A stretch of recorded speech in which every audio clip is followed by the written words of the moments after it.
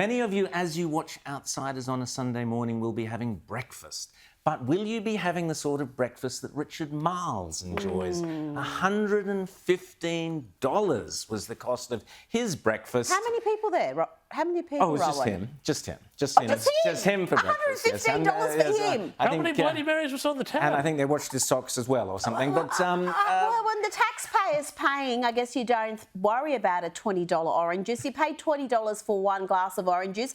Coffee, well, you pay about $14 for a cup of coffee. I mean, lucky you didn't have a double, you know. I hope it wasn't a double shot. I mean, the items here are just, these are US dollars, so we're translating it to Australian dollars for you. Is there a sleeve of golf balls on there?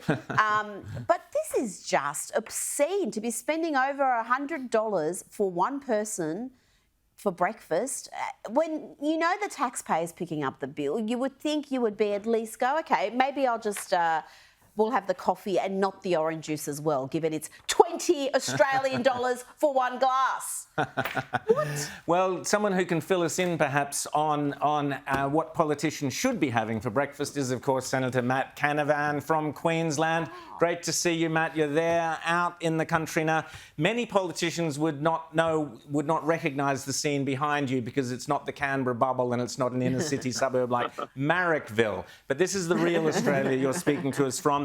Do you think many people in the, say, 100 kilometres near where you are, Matt, would enjoy a $115 breakfast courtesy of the taxpayer $20 orange juice? No, I don't. I think you'd struggle to find a $20 orange juice up here in New England. My wife and I just had some breakfast at a lovely Vietnamese bakery, and I think it costs about $15. So we're well ahead. You're well ahead. It came out of our pocket. But did he have a power bowl or something? What the hell is that? He did have a power bowl. I mean, I don't. I mean, he seems to be being on a very good grass at the moment, Richard. But I don't think we're seeing any translation through to his performance because he's struggling to get extra funding through his cabinet, obviously, for the Defence Forces. That's a bit of a shame. Maybe Chris Kenny could do another series, Labor in Powerball, all about Labor ministers with their noses in the trough enjoying the high different life. Types of acai and who's got the best in the country.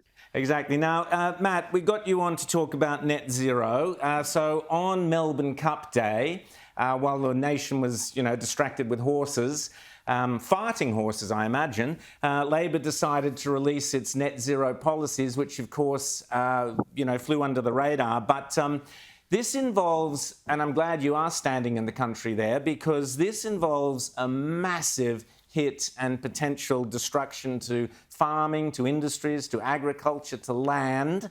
Tell us what they're trying to do with this net zero lunacy.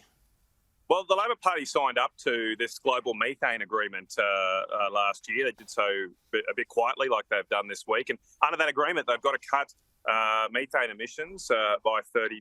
And some of the biggest, apparently the biggest emitters of methane, I don't make up the rules, but these are the carbon rules, come from cows. And so to cut 30% of emissions from cows, what are they going to have to do? Almost all the experts say you're going to have to reduce the number of cows around. You have to reduce the amount of beef we produce.